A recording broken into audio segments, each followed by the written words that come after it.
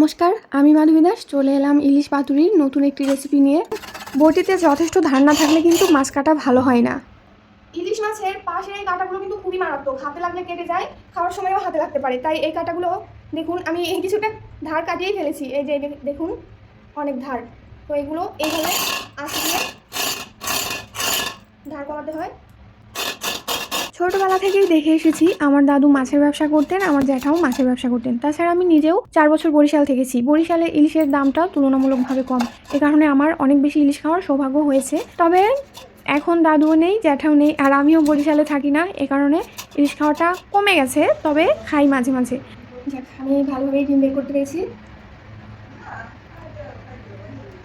ছোটোবেলা থেকেই মাছ কাটতে আমার ভালো লাগে, কারণ আমরা জয়েন্ট ফ্যামিলিতে বড় হয়েছি আর আমার বাবা অনেক বাজার করতেন, সেক্ষেত্রে প্রচুর মাছ একসঙ্গে কাটা হতো। আর আমার বড় মাছগুলো একটু কেটে দেখতে ইচ্ছে করতো, তবে আমাকে খুব একটা পারমিশন দেওয়া হতো না। প্রথম বড় একটি ইলিশ মাছ কাটতে দিয়েছিল যে জ্যাঠা।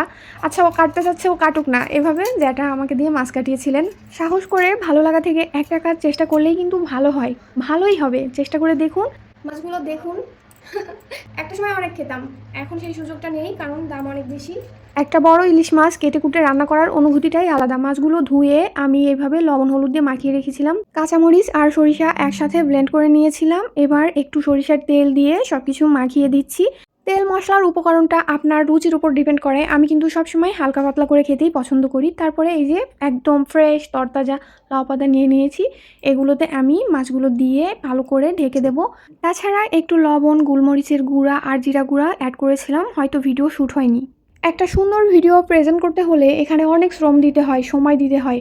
আমার ভিডিওগুলো হয়তো খুবই সাধারণ সাদামাটা, তবুও আমার এখানে অনেকটা সময় দিতে হয়। তো এভাবেই সবগুলো পাতা দিয়ে আমি মাছগুলো ঢেকে নিয়েছি। তারপরে ফ্রাই প্যানে একটু সরিষার তেল দিয়ে ঘুরিয়ে নিচ্ছি, যেহেতু আমি অনেকটা সরিষার তেল মাছে দিয়ে দিয়েছি। আর এই যে মাছগুলো বাঁধা দেখছেন, মিস্টার এসকে বেঁধেও দিয়েছে যাতে খুলে না যায়।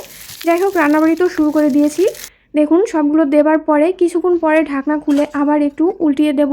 এইভাবে আমি 10 থেকে 15 মিনিট মাছটা রান্না করে নিয়েছি। আর ইলিশ মাছ রান্না করতে বা ভাজতে খুব বেশি সময় লাগে না। আমার কাছে রেগুলার খাবারটাই ভালো লাগে, তারপরেও মাঝে মাঝে স্পেশাল খাবারগুলো খেতেও কিন্তু ভালো লাগে। আর এটা আপনাদের সঙ্গে শেয়ার না করলে তো ভালোই লাগে না। এতক্ষণে মনে হচ্ছে আমার ইলিশ পাতুরি রান্না হয়ে গেছে। আর এই ফাইনাল লুকটা দেখার পরে তো আমার খুবই ভালো লাগছে, যে মনে হচ্ছে যে পারফেক্ট হয়েছে। এবার আমি মাছগুলো নামিয়ে নেব।